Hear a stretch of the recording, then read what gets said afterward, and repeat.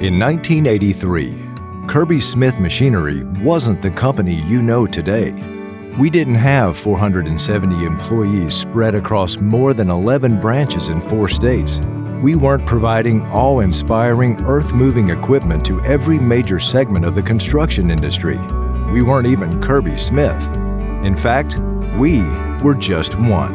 A young man named Ed Kirby, surrounded by a world that needed fixing.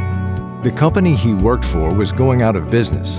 Banks that had propped up the energy boom in Oklahoma on false promises were folding. The state's heavy machinery industry was collapsing. Others saw calamity. Ed saw an opportunity to usher in a new era and a better way of doing business. If you walked into our Oklahoma City facility in the late 80s, it would have felt like you were throwing dice at a 10,000 square foot craps table. The space was so cavernous, in fact, that someone once asked Ed, "What'll you do with all this facility, Ed?"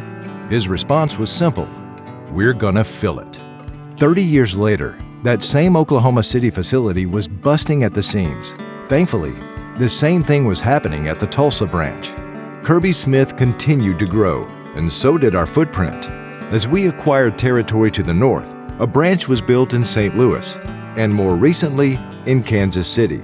We have also been invested in Texas for decades, growing from a single facility in North Texas to a territory with branches that extend across the entire north and west of the Lone Star State.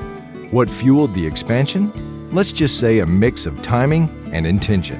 But it sure wasn't pure luck. Rather than chasing pipe dreams, we've had the guts to go into markets that needed some help. Kirby-Smith was born out of the Oklahoma oil bust. The first company we bought in Texas was underperforming.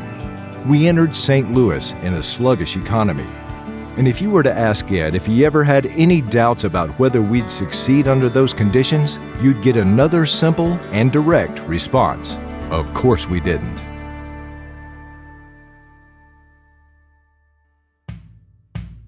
Our contemporaries saw product support and customer service as a necessary evil. We see it as the backbone of Kirby-Smith. Our parts and service divisions are the front line of Kirby-Smith, the face of our company. They make or break our reputation. They earn our customers' trust. That's why we've built training and mentorship programs for these hard-working professionals that are the envy of our industry. It's a tough job, a dirty job, but it's one of our most important. These men and women know what it's like to be covered in oil. They've felt the snow on their backs and the wind in their hair as they've won a battle with a stubborn torque bolt. And that's why we'll never ask them to reach for a shop rag before shaking their hands, because that's something else we've learned through the years. Grease rubs off, reputation doesn't. Speaking of reputation, we can't lie. There was a point in our history when we weren't proud of our safety record. We weren't getting the job done, and changing that culture was painful and likely harmful to our bottom line. But we did it. Why, you ask? Because as much as we may love Vince Lombardi, we aren't the Green Bay Packers. We can't just say, "next man up," when it comes to safety, because we're not just responsible for the men and women of Kirby-Smith. We're responsible for the well-being of their families.